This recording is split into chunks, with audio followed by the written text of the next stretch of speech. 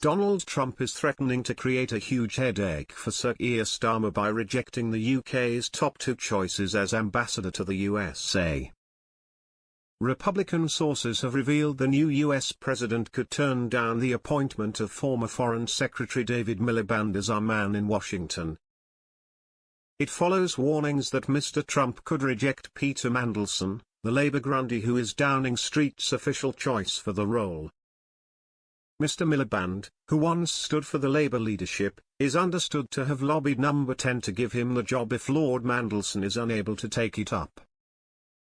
An ally of the president said, "Trump doesn't like Peter Mandelson, but he has no time for David Miliband either."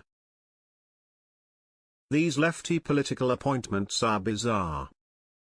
They suggested the outgoing ambassador Dame Karen Pierce should have been kept in the job, adding, "Miliband would never get to be ambassador. No one called Miliband will stand a chance." The president has to accept letters of credence before an ambassador can take up their post in Washington.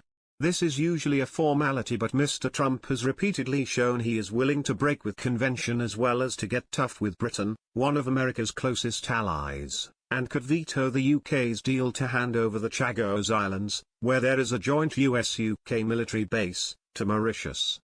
However, he held out an olive branch to Sir Keir today, and said he was weighing up making his first overseas visit of his second term in the White House to the UK, although Mr. Trump pointedly said he could head to the Middle East instead. Speaking to the BBC on board Air Force One, Mr. Trump said he would have a phone call with the Prime Minister over the next 24 hours. He said, "I get along with him well. I like him a lot. He's liberal, which is a bit different from me, but I think he's a very good person and I think he's done a very good job thus far. He's represented his country in terms of philosophy. I may not agree with his philosophy, but I have a very good relationship with him."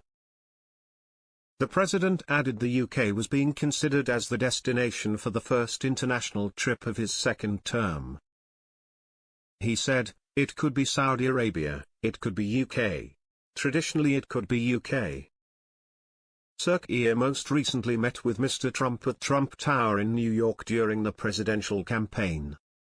The pair also spoke on the phone following Mr. Trump's election victory, with Downing Street saying both men agreed the relationship between the UK and the US was incredibly strong and would continue to thrive. Following Mr. Trump's inauguration on January 20, Foreign Secretary David Miliband indicated Sir Keir would visit Washington within weeks. Mr. Trump's close ally Elon Musk has heavily criticized Sir Keir in recent weeks as the billionaire owner of Tesla and SpaceX piled pressure on the Prime Minister to order an inquiry into grooming gangs.